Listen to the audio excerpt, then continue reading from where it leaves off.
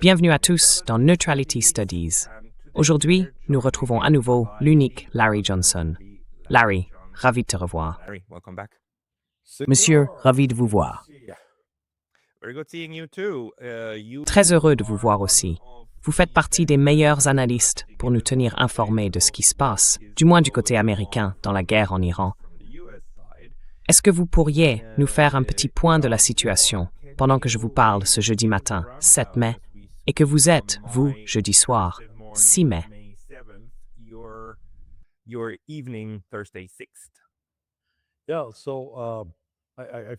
Oui, alors, je me dis que je devrais commencer à apporter des accessoires à ces interviews.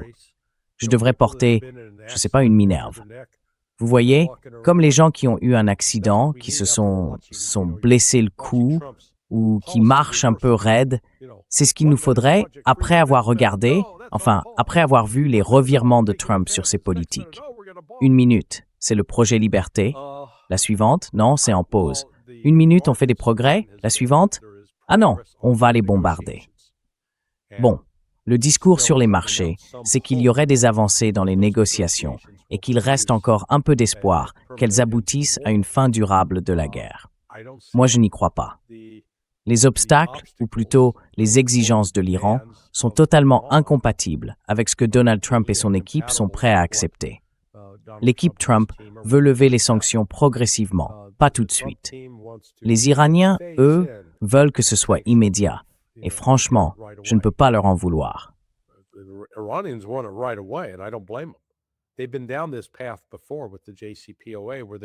Ils ont déjà emprunté ce chemin avec le JCPOA. On leur avait promis un allègement des sanctions, à condition qu'ils prouvent qu'ils agissaient de bonne foi. Ils ont agi de bonne foi. Ils ont fait tout ce qu'on leur avait demandé. Et puis Trump a déchiré l'accord, et personne n'a levé les sanctions qui pesaient sur eux.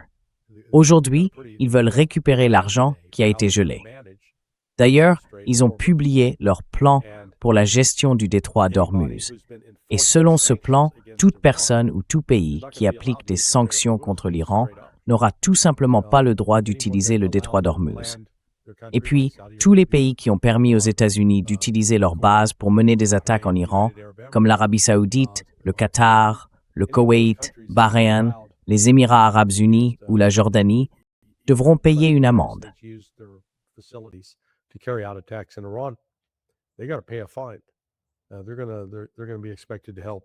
On va s'attendre à ce qu'ils participent au partage de la rémunération. Donc, à mon avis, il y a tout simplement trop d'obstacles, et une bonne partie de tout ça pourrait bien être mise en scène. C'est peut-être du théâtre. Maintenant, si vous avez écouté ce que Marco Rubio a dit hier lors de sa conférence de presse, il n'y avait aucune conciliation là-dedans. C'était uniquement pour expliquer pourquoi l'Iran serait un groupe de méchants. Ils sont mauvais, ce sont des fanatiques, des extrémistes religieux, et ainsi de suite. Mais en réalité, les États-Unis devraient se regarder dans le miroir, parce que beaucoup de choses qu'on reproche aux Iraniens, on les fait nous-mêmes. Et apparemment, les Chinois auraient dit à Trump que s'il lançait une nouvelle attaque contre l'Iran, il pouvait oublier toute visite là-bas. Xi Jinping n'aurait plus de temps à lui accorder.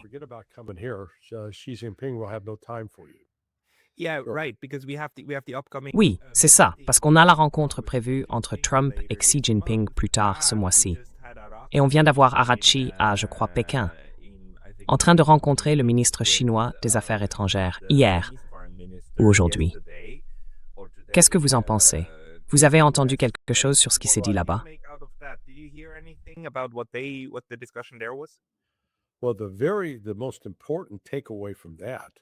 Eh bien, ce qu'il faut surtout retenir, c'est qu'ils ont parlé de sécurité régionale, de l'architecture de la sécurité régionale. Ce sont les mots utilisés par les Chinois. Tiens, où est-ce qu'on a déjà entendu ça, Pascal? Chez Poutine. Ce sont exactement les mots de Poutine. Autrement dit, la Chine et la Russie, ils sont sur la même longueur d'onde. Ce ne sont pas des initiatives séparées, c'est une action coordonnée. Et ils transmettent le même message aux Saoudiens, aux Qataris, aux Émiratis, aux Bahreïnis et aux Koweïtiens. Parce que selon moi, ils avancent avec un plan qui n'inclura pas les États-Unis. D'ailleurs, le rapport indique que lorsque ce projet Freedom a été annoncé, ça s'est fait sans consulter les Saoudiens, sans même les prévenir.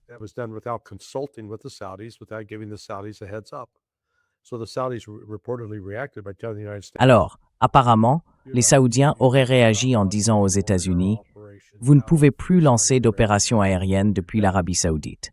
C'est fini. » J'essaye de confirmer ça en ce moment.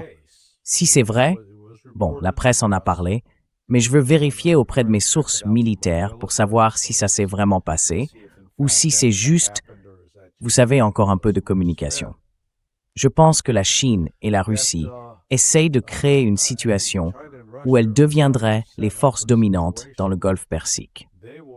Et puis, il y a autre chose qui, à mon avis, agace particulièrement les Saoudiens, les Qataris, mais aussi Bahreïn et le Koweït. C'est qu'ils avaient reçu la promesse d'une protection américaine. On leur avait dit « On est là pour vous, ne vous inquiétez pas ». On leur a montré nos grands systèmes de défense aérienne en disant « Regardez comme ça marche ». Et au final, ça n'a pas marché.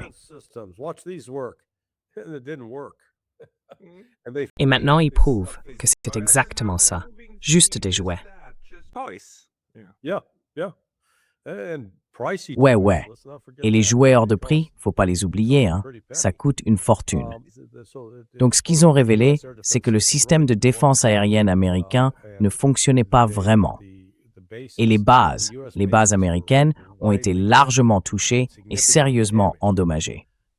Du coup, ce serait pas étonnant que ces pays du Golfe commencent à se dire « Attendez quoi, on a versé des milliards de dollars aux Américains. On a payé pour être protégés. » Et au final, qu'est-ce qu'on a eu? On s'est fait pas mal secouer, voilà.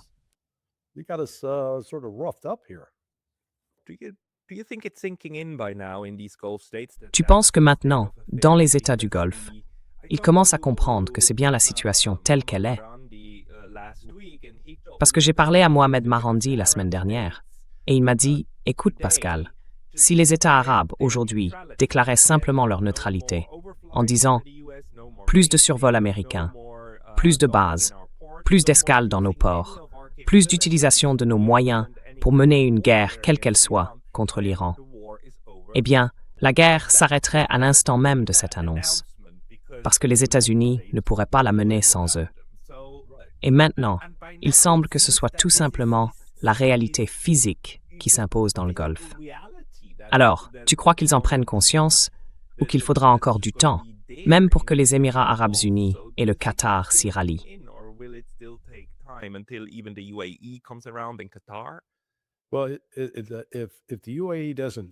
Eh bien, si les Émirats arabes unis ne viennent pas, et qu'en plus ils ont pris des mesures très provocatrices, oui, vraiment, en s'isolant des autres pays du Golfe, les tensions avec les Saoudiens sont de retour. En fait, il y a quelques mois à peine, on les considérait presque au bord de la guerre. Mais la demande de l'Iran, c'est d'obtenir des garanties de sécurité pour être sûr de ne plus être attaqué. Alors, comment ça se traduit concrètement? Eh bien, une façon de le faire, c'est d'interdire toute base militaire américaine dans les pays voisins de l'Iran. Parce que si l'armée américaine n'est pas sur place, il devient beaucoup plus difficile de lancer des attaques.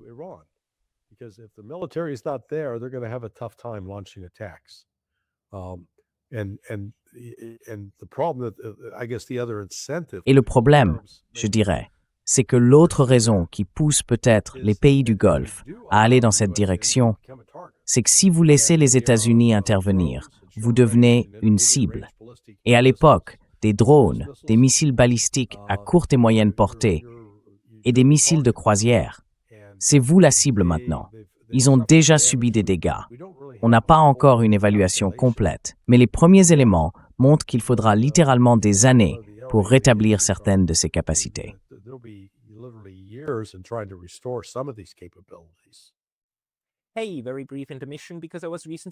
Petite pause rapide, parce que j'ai été récemment banni de YouTube.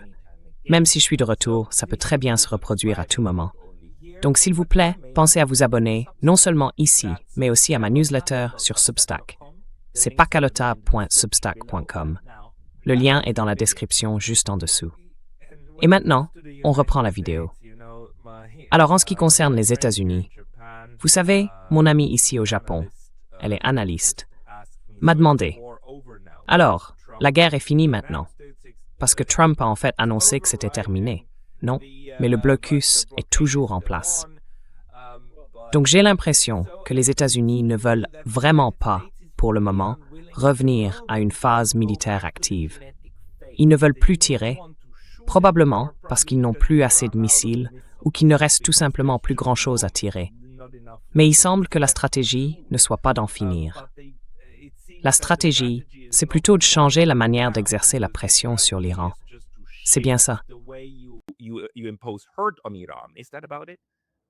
No, let me get it. This is a layered answer. Sorry to be. Laissez-moi expliquer. C'est une réponse un peu complexe, désolé d'hésiter. D'abord, la CIA et, ou bien cette Fondation pour la défense des démocraties, ont transmis de fausses informations au sein de l'administration Trump. Et la nature de ces informations est double. Premièrement, les convaincre que la direction iranienne est en train de se désagréger, qu'il n'y a plus personne aux commandes, qu'ils se déchirent entre eux. Et ils y ont cru. Vous pensez que la Maison-Blanche croit à ce faux renseignement? Il y croit absolument. Et en plus de ça, on lui dit que l'économie ne tient qu'à un fil, que les soldats ne sont pas payés, que la colère sous la surface n'attend qu'à exploser. Alors, un coup de plus, et voilà, on revient à ce qu'on leur disait dès la première semaine. On décapite le régime, et ils ne tiendront pas 3 jours, 4 au maximum. Et on leur répète encore la même chose. Tu vois, Scott Bessent, il le répète. Marco Rubio aussi. Donald Trump, pareil. Donc, peu importe les autres négociations en cours, tant qu'ils gardent cette conviction sur la situation, rien ne change.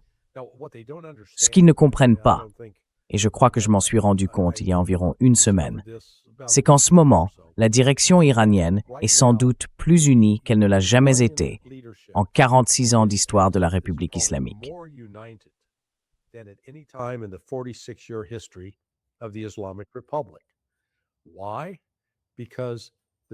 Pourquoi? Parce que les plus hauts dirigeants ont tous un point commun. Ils ont tous combattu pendant la guerre de 1980 à 1988, celle que l'Irak a imposée à l'Iran.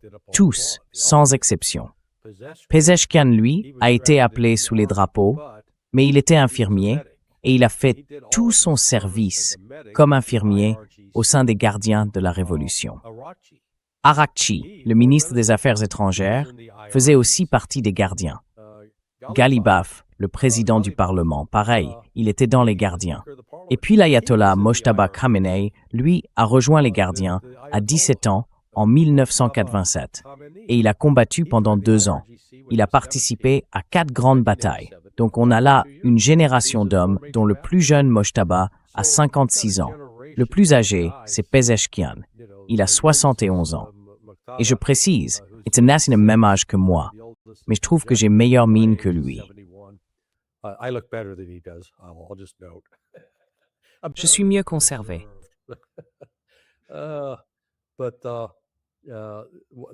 Mais ils s'en sont tous sortis. Ils se sont tous battus. Donc c'était... Et ils ont fait ça quand ils étaient jeunes, tu vois, entre 17 et 30 ans. Ça a façonné ce qu'ils sont aujourd'hui. Et maintenant, ils sont de nouveau attaqués, comme en 1980, mais cette fois de façon encore plus violente. Alors dire qu'ils se déchirent entre eux, qu'ils sont divisés, c'est juste de la propagande occidentale. C'est n'importe quoi. Et puis, à propos de l'économie, soi-disant qu'elle tourne à vide, qu'elle va s'effondrer d'une minute à l'autre. Le blocus américain, c'est une mascarade. Parce que si on fait le calcul, un vrai blocus, ça veut dire que chaque navire qui essaie d'en sortir, il faut l'arrêter. Il faut le saisir.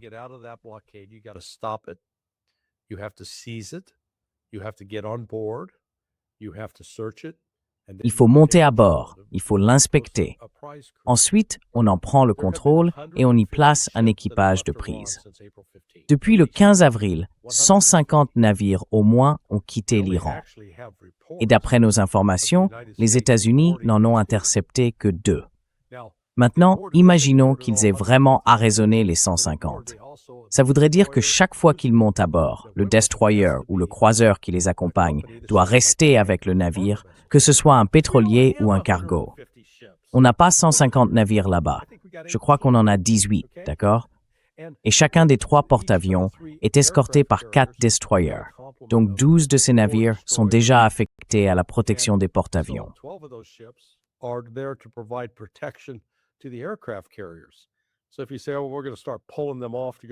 Donc si on dit, bon, on va commencer à les retirer pour aller saisir des navires, à ce moment-là, on laisse les porte-avions complètement vulnérables, totalement exposés. Du coup, le blocus, en réalité, n'a pas eu d'effet de ce côté-là. Mais l'autre point, c'est qu'il ne faut pas croire que l'Iran est encerclé. Ils ont un accès à la mer Caspienne, à la Russie. Ils ont aussi, dans le coin nord-est, une frontière avec le Turkménistan. Et puis dans le coin sud-est, il y a le Pakistan. Et le Pakistan s'est ouvert. Ils ont dit, écoutez, on a ouvert 6 routes de transport qui font circuler des conteneurs de 12 mètres et d'autres marchandises qui entrent et sortent d'Iran. Alors, cette idée selon laquelle l'Iran serait dans une situation économique désespérée, qu'il n'aurait jamais été dans un état aussi mauvais, c'est tout simplement les autorités américaines qui se bercent d'illusions.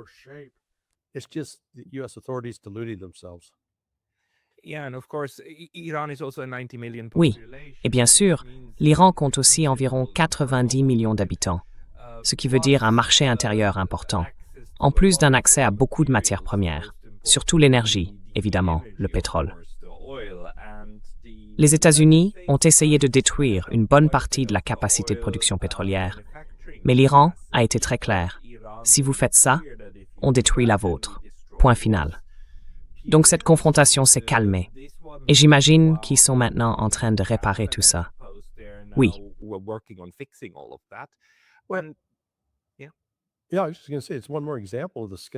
Oui. J'allais justement dire que c'est encore un exemple de la schizophrénie de la politique étrangère et énergétique des États-Unis. Souvenez-vous, au bout de 2 semaines, qu'est-ce que Scott Besson a annoncé? Ah, on lève les sanctions sur le pétrole russe et iranien, comme ça tout le monde peut en acheter. Et ils n'ont pas cherché à détruire le pétrole déjà en mer, parce qu'ils en avaient besoin pour essayer de stabiliser les prix. Eh bien, ils ont échoué. Ils ont échoué là-dessus.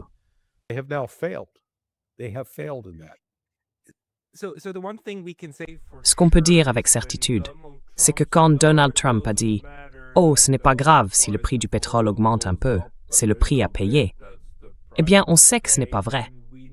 En réalité, il doit vraiment s'en préoccuper. Washington doit vraiment se soucier du prix du pétrole.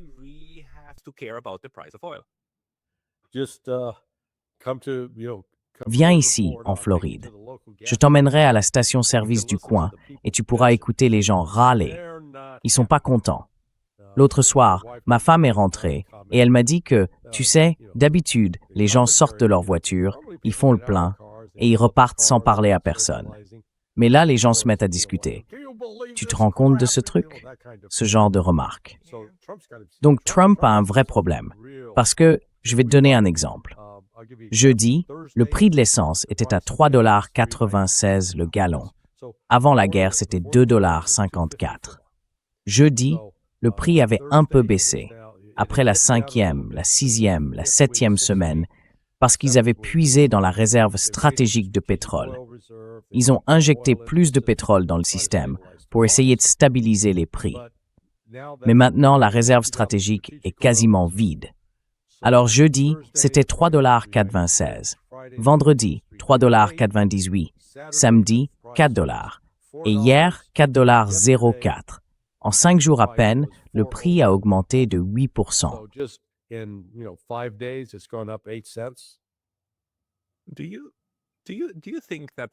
Pensez-vous que l'administration Trump utilise vraiment cet indicateur pour décider de ce qu'elle doit dire ensuite, afin de faire baisser les marchés? Parce que mon ami ici à Tokyo m'a dit que, après ce qu'ils ont entendu hier, elle s'attend à ce qu'aujourd'hui, à l'ouverture des marchés, comme c'était un jour férié ici, les marchés réagissent très positivement, et donc que le prix du pétrole baisse. Vous pensez qu'ils essayent vraiment d'observer ce qui se passe aux États-Unis, Trump? Oh, yeah. Yeah, this is where there's a disconnect.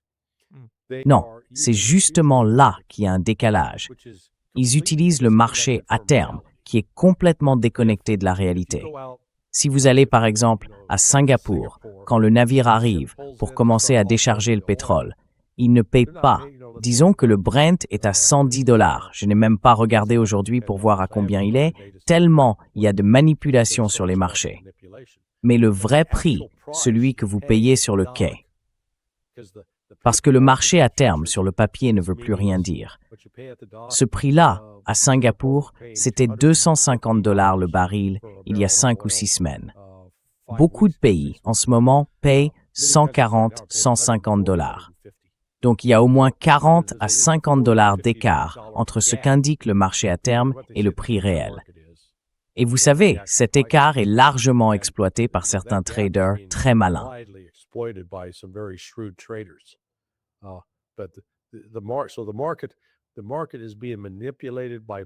Le marché est manipulé par la politique et par la perception. Tout ça, c'est terminé. Ce que les gens ne comprennent pas, c'est que 20% de l'approvisionnement mondial en pétrole n'est plus sur le marché. Alors, les 28 février, 1er et 2 mars, même si le détroit d'Ormuz menaçait 20% de l'approvisionnement mondial, ce pétrole-là était encore en mer, en route vers sa destination pour être livré. Personne n'était encore privé de quoi que ce soit. Maintenant, oui, c'est ça la différence. C'est maintenant que les effets économiques négatifs vont vraiment se faire sentir. Et vous savez, prenons quelque chose de tout simple. Ici, en Floride, on a du soleil toute l'année. L'herbe pousse tout le temps. Donc il faut quelqu'un pour s'occuper de la pelouse, pour la tondre. Certains le font eux-mêmes.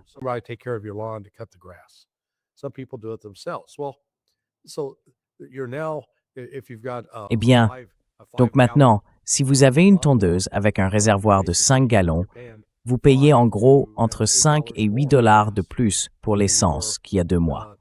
Et pour les véhicules, c'est pareil, les prix montent. Le diesel, lui, a quasiment doublé. Donc tout le monde va ressentir un effet d'inflation immédiat parce que les gens doivent payer plus cher, pas seulement pour les services de jardinage. Moi, par exemple, j'ai des chiens. On les nourrit avec une alimentation crue. Donc on achète un rouleau de 5 livres de viande hachée qu'on divise ensuite.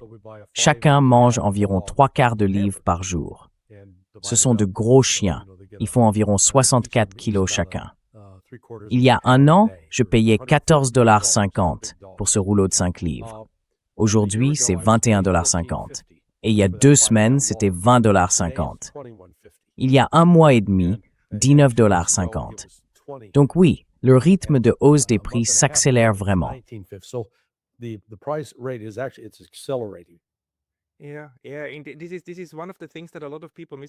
Oui, c'est un des points que beaucoup de gens comprennent mal.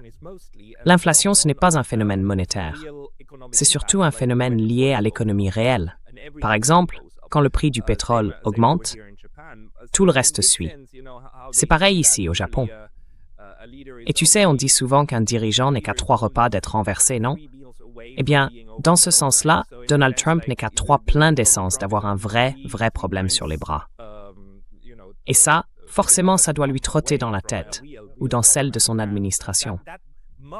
Je veux dire Biden, quoi qu'on pense de lui, au moins sur les chiffres et sur l'économie, ce n'est pas un idiot, non?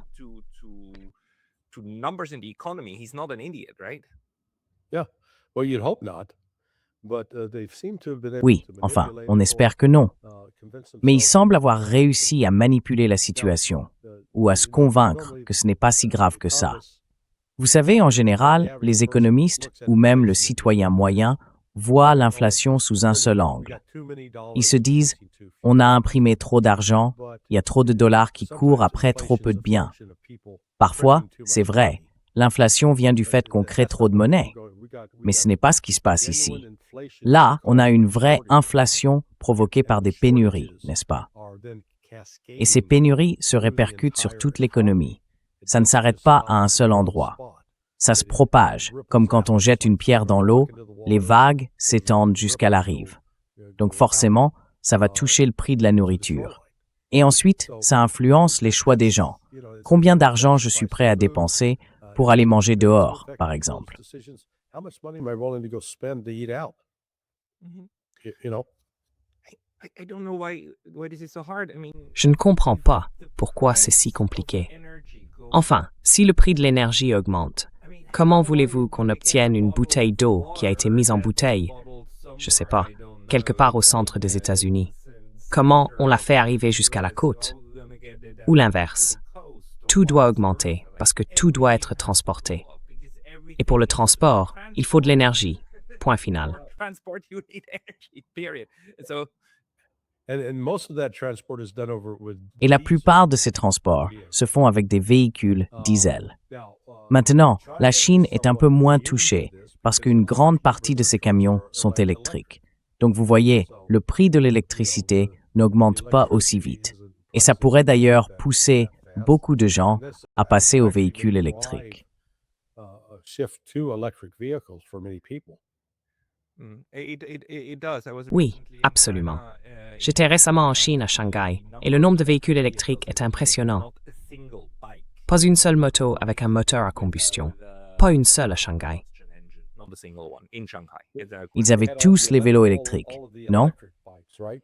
Yeah, electric bikes and a lot of electric cars. Oui, including, des vélos of course, électriques. two different Et licenses, beaucoup de voitures one électriques for aussi, electric, one avec for, bien sûr 2 plaques d'immatriculation différentes. combustion engine. Une pour les véhicules électriques, une pour les moteurs à combustion.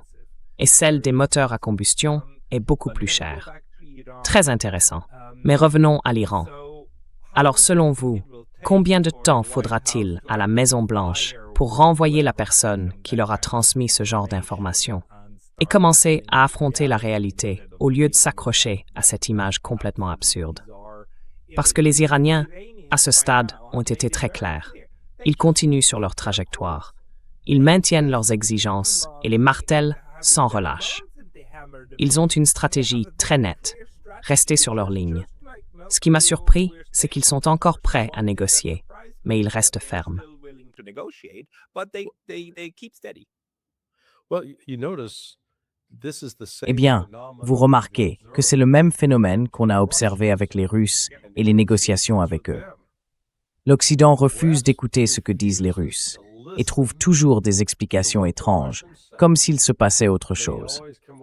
Pourtant, les Russes ont toujours affirmé clairement « Voilà notre position », exactement comme l'ont fait les Iraniens. This is our position, just as the Iranians have. The West refuses to live in reality land. Et l'Occident refuse de vivre dans le monde réel, ensemble. Je veux dire les Russes, les Iraniens, les Chinois, eux le font. Ils disent voilà la situation, voilà ce dont on a besoin et voilà ce qu'on veut. Et l'Occident, c'est-à-dire les États-Unis et l'Europe, répètent sans cesse non, la situation est tout autre. La réalité c'est ceci, donc vous devez faire cela. Et les autres répondent simplement non. Alors combien de temps ça peut durer? No. So how long can this continue? Well, it continues until external Eh bien, ça continue jusqu'à ce que des événements extérieurs obligent les dirigeants à affronter la réalité. Donc, en ce qui concerne l'Iran, je pense que le déclencheur sera la croissance économique, ou plutôt une crise économique mondiale, qui finira par forcer Trump à sortir de cette, disons, dépendance pathologique envers Israël. C'est d'ailleurs très intéressant ces dernières 24 heures avec les informations sur la possibilité de négociations entre les États-Unis et l'Iran qui ont été interrompues. Attendez, je viens de recevoir une info qui pourrait être pertinente ici. Laissez-moi jeter un œil rapidement. S'il vous plaît. S'il vous plaît. Parce que j'avais posé une question. J'ai dit, NBC rapporte que les Saoudiens ont refusé de laisser les États-Unis utiliser leurs bases aériennes en ce moment. Ils sont furieux contre Trump pour avoir annoncé le projet Freedom sans les consulter au départ. Et j'ai demandé à quelqu'un qui est bien placé pour le savoir, est-ce que c'est vrai? Il m'a répondu, mon ami m'a dit, oui, il y a en ce moment une pagaille incroyable pour essayer de réorganiser le plan de manœuvre du commandement aérien des forces combinées, puisque nous ne pouvons ni décoller ni atterrir depuis la base aérienne du Prince Saoud. Donc, pour NBC, oui, NBC a un rapport exact sur ce point. NBC's got an accurate report there. That means, okay, so Project Freedom was Ça veut dire que, d'accord, le projet Freedom, c'était surtout pour que les États-Unis trouvent un moyen d'évacuer leur matériel et leur personnel de la base aérienne du Prince Saoud, tout en faisant croire qu'ils allaient simplement évacuer, pour des raisons humanitaires, les navires bloqués là-bas. Et maintenant, ils ont dû tout abandonner en moins de 24 heures. Mais la conséquence, c'est que les Saoudiens sont vraiment, vraiment furieux, parce que tout ça s'est fait dans leur dos. En gros, encore une fois, comme si on les jetait sous le bus. Oui, enfin, on leur avait aussi promis, tu vois, que tout ça serait fini en 4 jours, que l'Iran serait vaincu, qu'il ne leur ferait même pas une égratignure. Alors, comment ça s'est passé au final? Pas vraiment bien. En fait, il s'avère que l'Iran a battu 2 puissances nucléaires. Ils n'ont même pas eu besoin d'une bombe atomique pour vaincre ces puissances nucléaires. Et ça commence à faire écho dans tout le Golfe. C'est d'ailleurs intéressant du côté des Saoudiens parce que ça renvoie, je pense, au contact qu'ils ont avec la Chine et la Russie. Ils travaillent leurs canaux diplomatiques avec les Saoudiens, avec les Qataris. Donc, tout ça crée un vrai problème pour les États-Unis. Et toutes les tentatives qu'ils envisageaient de lancer, enfin, d'après ce que j'ai entendu, et c'est plutôt bien confirmé, les États-Unis comptaient commencer à mener des raids, de nouvelles attaques en Iran aujourd'hui, le 7 pour vous. Mais je pense que tout ça est peut-être mis en pause maintenant, en partie parce que les Saoudiens disent « Ah non, vous ne ferez plus décoller quoi que ce soit de notre territoire. » Oubliez ça.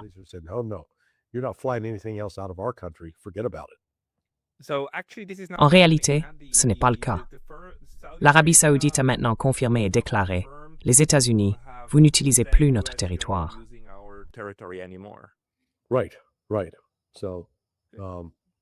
Oui, oui. Et apparemment, d'après NBC, Trump a passé un coup de fil à Mohammed Ben Salman pour lui dire genre « Hé mon ami, écoute ». Et Salman lui aurait simplement répondu « Non, non ». Il lui aurait dit, je crois, « Regarde, tu ne cesses de dire que tu vas nous défendre, mais tu continues à agir de ton côté, sans nous consulter, et ça nous met encore plus en danger. C'est nous qui subissons les conséquences, pas toi. Non, non, on ne joue plus à ça. » Et je pense qu'ils vont en fait recevoir une meilleure offre de la Russie et de la Chine, parce que les deux tiennent exactement le même discours sur l'architecture de sécurité, une nouvelle structure, une nouvelle approche pour la sécurité du Golfe. L'ancien système reposait sur une idée simple, les États-Unis prêts à attaquer l'Iran avec tout leur arsenal en échange de la vente d'équipements militaires, pendant que les Saoudiens et les Qataris achetaient pour des milliards de dollars de bons du Trésor américain, finançant ainsi un gouvernement des États-Unis qui, au fond, ne défendait pas du tout leurs intérêts.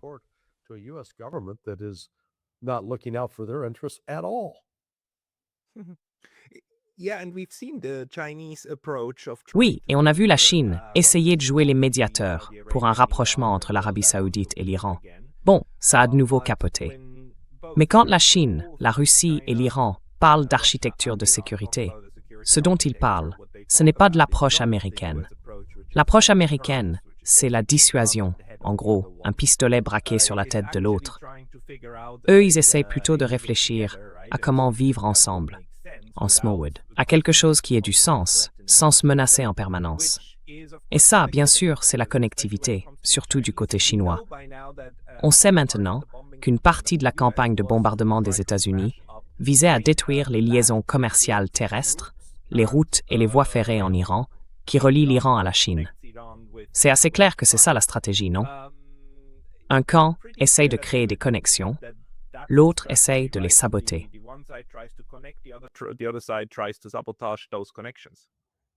Right, and let's look at what's transpired. D'accord, regardons encore une fois ce qui s'est passé la semaine dernière. La Russie a annoncé que désormais, si vous voulez acheter son pétrole, il faudra le payer en yuan. Autrement dit, ils veulent être payés en monnaie chinoise.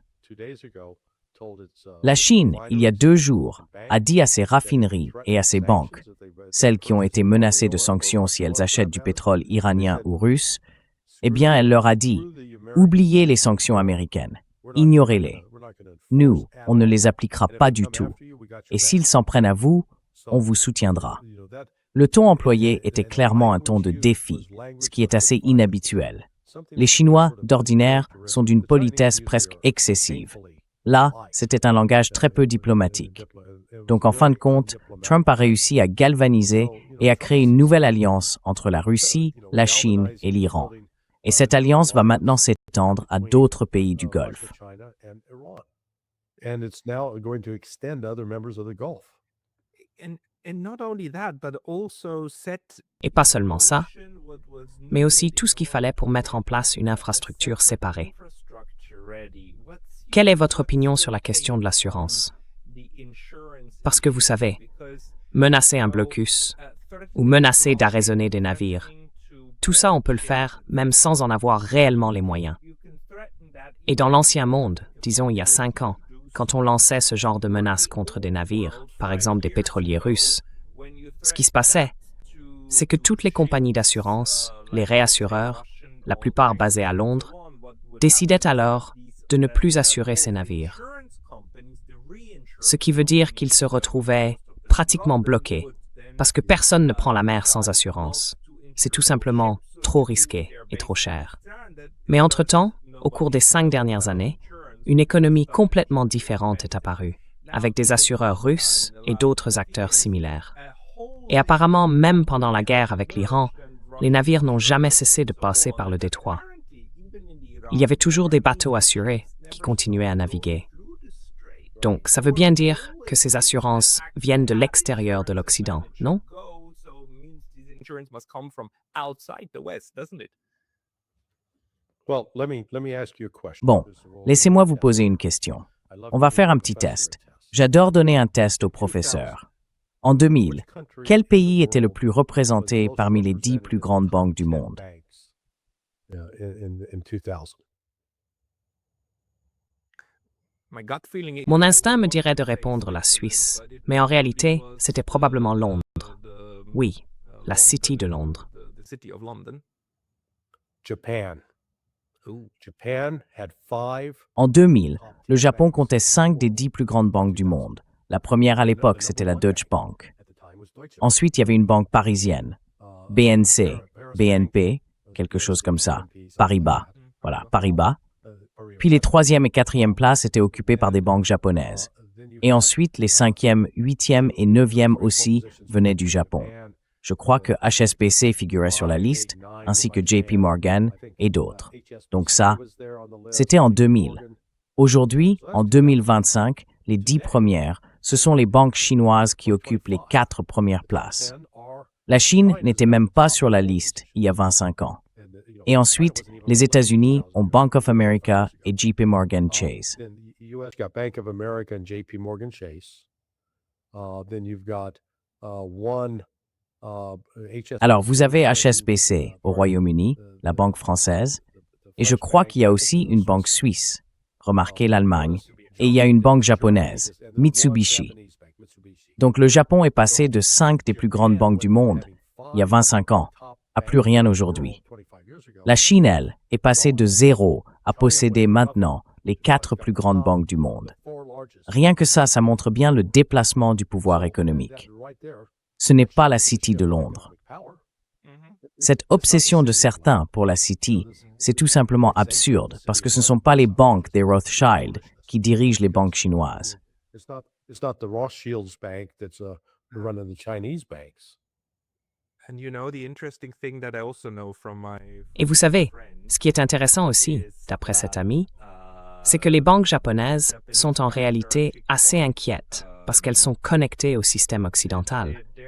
Et même si elles voulaient se brancher sur le système chinois, elles ne le pourraient pas. Le marché chinois est complètement, totalement séparé. Les Russes, eux, sont compatibles, disait-elle. Donc, si les sanctions étaient levées, on pourrait refaire des affaires avec la Russie. Mais on ne peut pas. On ne peut pas le faire avec la Chine, parce que les systèmes sont maintenus totalement séparés. Pas seulement les réglementations, mais les systèmes eux-mêmes. Alors, est-ce que ça ne montre pas, finalement, que les sanctions vont devenir de moins en moins efficaces et que même les blocus vont perdre de leur utilité, sauf si, malheureusement, on se trouve à la Havane, où vous voyez, on est littéralement dans les bras physiques des États-Unis. En dehors de ça, on a désormais une infrastructure complètement distincte avec laquelle travailler. You basically now have a separate infrastructure to work with. Yeah, it is. Well, what we're witnessing is the restructuring of the international financial system, which translates into restructuring of the political system. So, I mean, these two are intertwined. And that's why, I've used the analogy of what we're witnessing, what started on February 28th with the shuttering of the Strait of Hormuz, which then was essentially cutting off 20% of the world supply of oil, 25% of the global supply of liquid natural gas, 35% of the urea used for fertilizer. I don't know the percentage on helium and sulfuric acid, but it's significant. Those all, once those shortages hit, it's like with the tsunami. Et si vous êtes assis sur la plage, vous vous dites « Oh, c'est marrant, regarde ça !» And so if you're sitting there on the beach, you think, oh, isn't this cool? If you didn't know what a tsunami was, you'd think, oh man. Si vous ne saviez pas ce qu'est un tsunami, vous vous diriez « Waouh, regarde toute cette plage dégagée qu'on a !» Et vous verriez des poissons qui se débattent et tout ça. Mais si vous savez ce qu'est un tsunami, vous savez que c'est le moment de sortir de votre chaise de plage et de courir vers les hauteurs.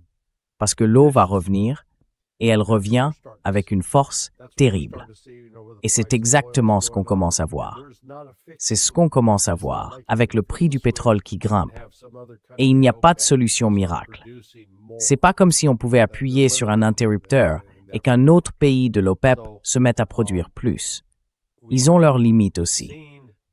Donc on a vu, Arashi a été un homme très très occupé depuis lundi de la semaine dernière, parce qu'en fait, ça fait presque 2 semaines maintenant.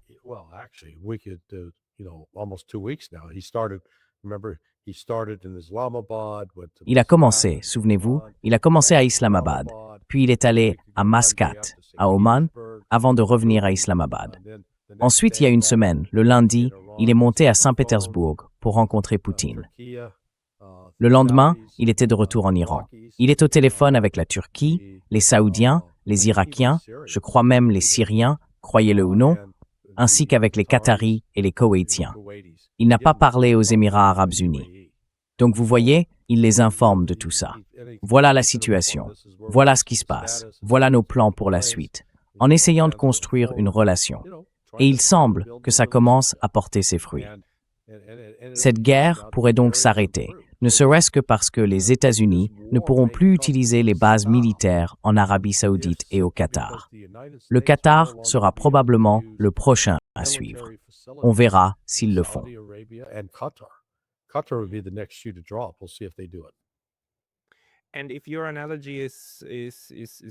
Et si votre comparaison est juste, alors on n'est pas très loin du moment où les États-Unis vont carrément demander à l'Iran et aux autres d'exporter plus de pétrole, s'il vous plaît, parce qu'il faut stabiliser le prix mondial du pétrole. L'autre option pour les États-Unis, ce serait de commencer à limiter leurs propres exportations de pétrole et de gaz naturel liquéfié vers l'Europe. Est-ce que c'est quelque chose qui pourrait arriver?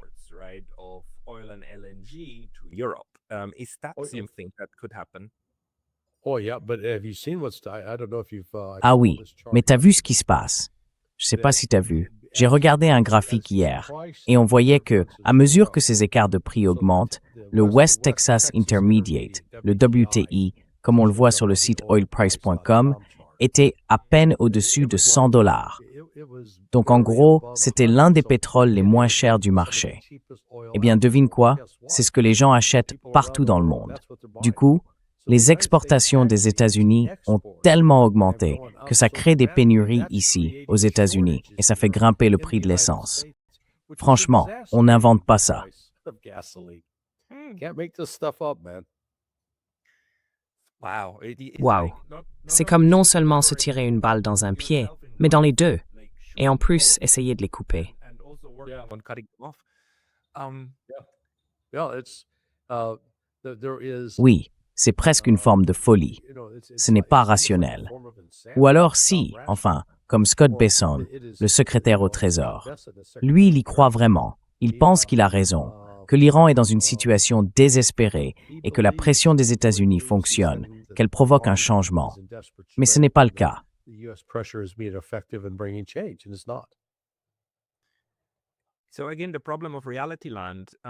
Donc, encore une fois, on revient à ce qu'on pourrait appeler le pays de la réalité. Et bien sûr, les marchés, par exemple, eux, naviguent quelque part entre les deux, non? Le pays de la réalité finit toujours par rattraper tout le monde, mais on peut vivre un moment dans une sorte de fantasme, et les prix suivent ce fantasme, jusqu'à ce que la réalité revienne frapper. Alors, qu'est-ce que ça veut dire pour la suite? Parce que, si je comprends bien, ce que vous dites, c'est que les États-Unis vont perdre la capacité de mettre en œuvre leur stratégie militaire vis-à-vis de l'Iran. Donc, les choses sont en train de se calmer, d'une certaine manière, naturellement. Mais est-ce qu'il y aura un moment où les États-Unis seront obligés de venir à la table des négociations et de faire les concessions que l'Iran réclame? Et surtout, de lever ces sanctions. Les lever, vraiment les lever. Oui.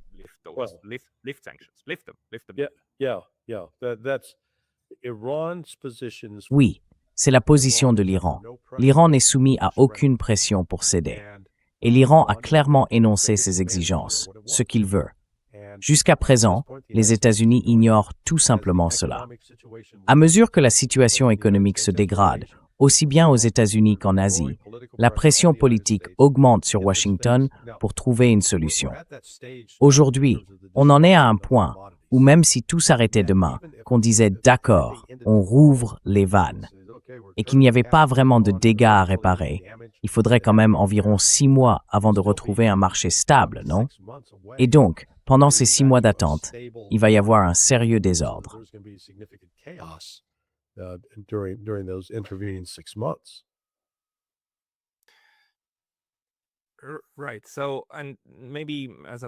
D'accord.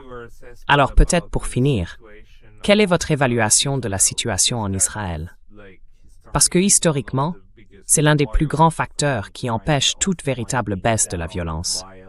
On voit bien qu'ils poursuivent leurs opérations au Liban, ils continuent aussi leurs opérations à Gaza, et pourtant, nos grands médias nous disent toujours qu'il y a un cessez-le-feu. Même quand des dizaines de personnes meurent chaque jour, on parle encore d'un cessez-le-feu fragile, alors que clairement, ce n'en est pas un. Quelle est selon vous la situation en Israël? Israel's panicked right now. Israël est en panique en ce moment. D'après plusieurs sources, les décisions de Trump, à la fois sur le projet Freedom et sur les négociations menées avec l'Iran, en passant par les Pakistanais comme intermédiaires, n'auraient pas été coordonnées à l'avance avec Israël. Du coup, on dit que Netanyahou et Katz appellent un peu tout le monde. Je vous garantis qu'ils appellent Miriam Adelson. Et Miriam Adelson, qui a une ligne directe avec Trump, va sûrement l'appeler pour lui demander « Mais qu'est-ce qui se passe là ?» Donc ce genre de pression, à mon avis, va aussi peser sur Trump. Il va être poussé à continuer de frapper l'Iran plutôt qu'à chercher la paix. Mais la pression sur lui augmente et il va devoir faire un choix d'ici 5 à 7 jours. Within the next 5 to 7 days. Mais est-ce qu'il le pourrait vraiment? Je veux dire, d'après certaines informations que j'ai eues la semaine dernière, les États-Unis auraient vu leur stock de missiles Patriot, de systèmes THAAD et d'autres armements similaires baisser de 50 à 60%.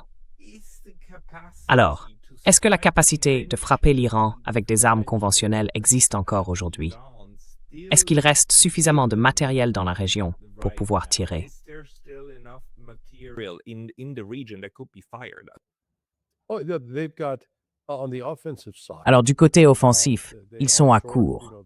Vous savez, le stock de Tomahawk est très bas, tout comme celui des JASSM. Ce sont les missiles de croisière à longue portée, tirés depuis les F-35. Le système de défense aérienne est dans un état encore pire. Je sais que CNN a rapporté que les missiles PAC-3 avaient chuté de 50%. Non, moi je vous garantis qu'ils ont chuté de 90% et qu'ils sont vraiment, vraiment en pénurie. C'est la même chose pour ça. Parce que quand on parle de système d'interception, il faut savoir que la production totale de PAC-3 jusqu'à la fin décembre 2025 était de 6420 unités.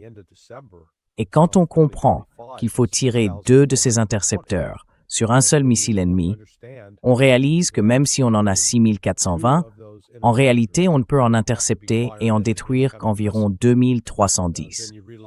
That although you got 6,420, you actually could only attack Des missiles de croisière balistique ou des drones.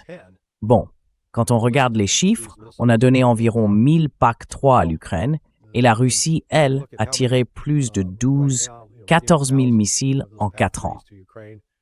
Donc clairement, il n'y a pas assez de missiles patriotes pour vraiment changer la donne. Et même en supposant qu'ils valent quelque chose, ce qui n'est pas le cas, ils ne sont pas efficaces contre les missiles balistiques. Ils peuvent être assez bons contre certains systèmes subsoniques, mais contre ceux qui sont supersoniques, là, c'est même pas la peine d'y penser.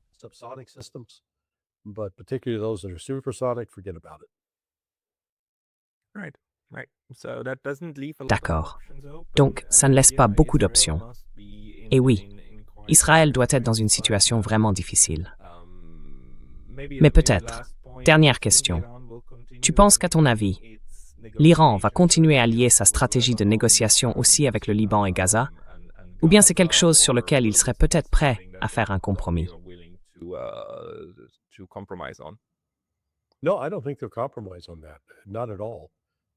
Non, je ne pense pas qu'ils feront le moindre compromis là-dessus. Pas du tout.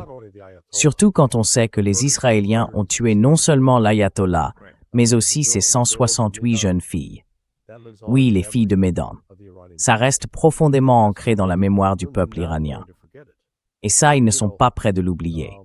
Vous savez, les Américains devraient essayer de comprendre ça. On arrive maintenant au 25e anniversaire des attentats du 11 septembre, en septembre de cette année. Et pourtant, encore aujourd'hui, chaque matin du 11 septembre, ils se rassemblent pour lire les noms de toutes les victimes.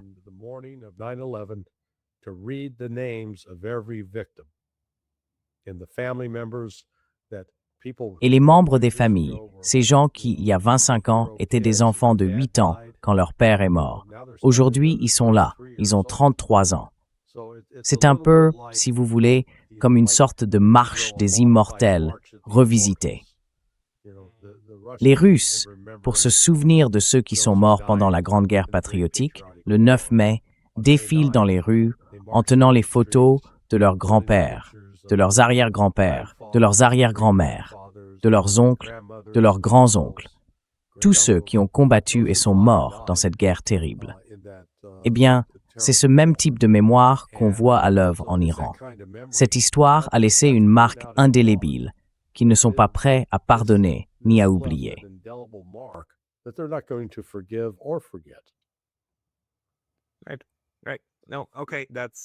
Oui, non d'accord, ça a vraiment beaucoup de sens.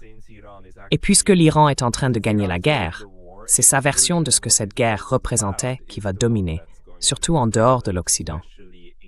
Larry, c'était vraiment très complet. Merci beaucoup. Pour celles et ceux qui veulent te lire et te suivre davantage, il faut aller bien sûr sur ton excellent site sonar21.com. C'est bien ça? Oui, c'est ça. Yes, that's it. Come there. Venez voir. Je suis aussi sur Substack, sous le nom de Larry C. Johnson. C'est une autre option.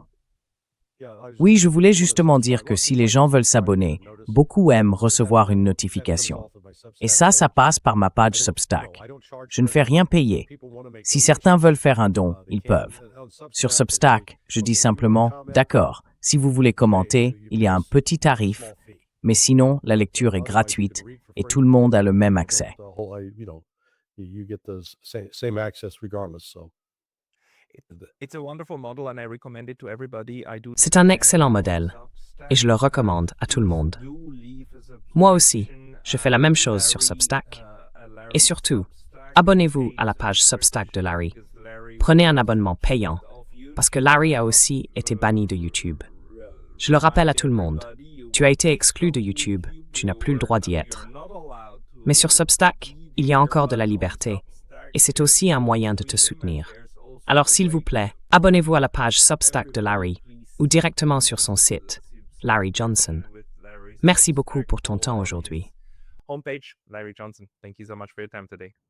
hey Pascal. Salut Pascal, c'est toujours un plaisir mon ami. Et un de ces jours, j'espère qu'on pourra se voir en personne. I hope. Je l'espère, on fera ça bientôt. À bientôt. See you. On soignera. Au revoir. Bye.